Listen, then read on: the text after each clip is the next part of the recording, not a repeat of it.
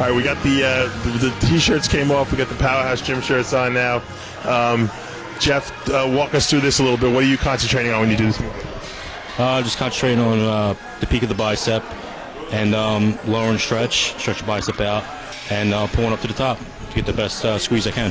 I notice you have a little bit of a little more rhythm to your form. You're moving a little quicker than Kris.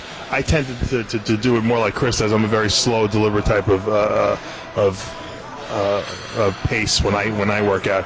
And you know, there really is no correct pace, because I was talking to Victor Martinez about this. He has a very quick pace too when he trains, and look at his development. Do you feel that you get into a rhythm and you feel the muscle contract better that way, or do you know what's your thinking on that?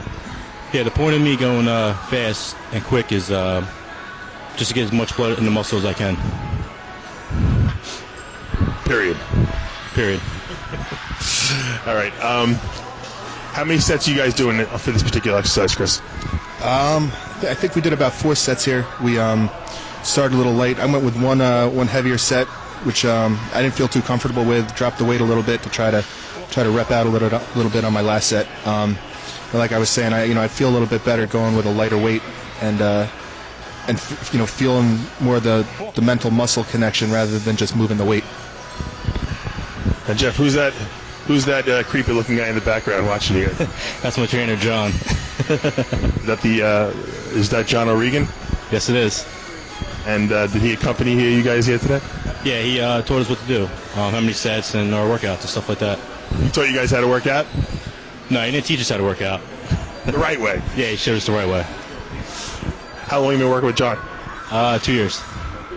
What about you, Kris? I've been about 2 years, 2.5 years too.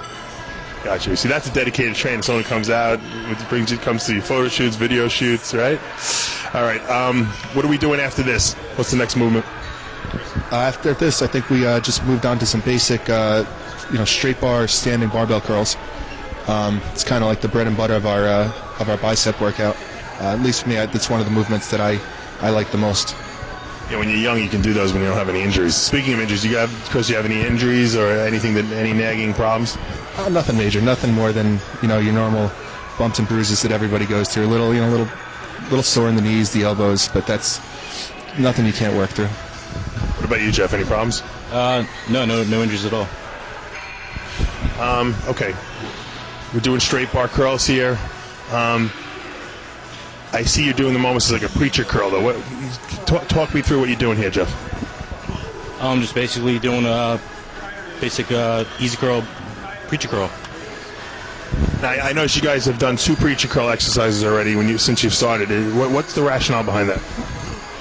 Just to pre-fatigue the muscle, and now we're just doing a couple sets to finish it off with lightweight. So this is still part of the last exercise? Yeah. Gotcha. So you're doing a barbell just to make sure you completely annihilate the muscle, pre-exhausted as you say, and then you're going to move on to the